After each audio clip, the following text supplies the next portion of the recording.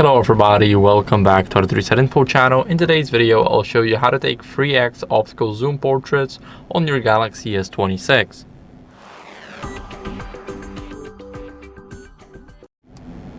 So first, what you guys want to do is open up the camera. We have it right here. And the next thing we're gonna do is we're gonna switch to the portrait mode. So we got the portrait mode right here. And here we have the viewfinder. So we're gonna go over and click 3x, and now everything's done. Now we can shoot, and here we can use the dedicated 10 megapixel telephoto lens to get that natural feeling.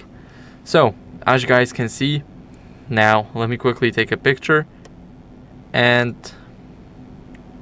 now when it says ready right here, when it says exactly like this, we take a picture. So it looks like this. It looks pretty much amazing.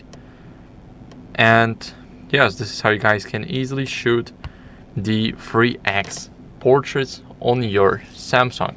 So I hope this video was helpful. If it was, then leave a like, subscription, and a comment, and I'll see you in the next one. Bye.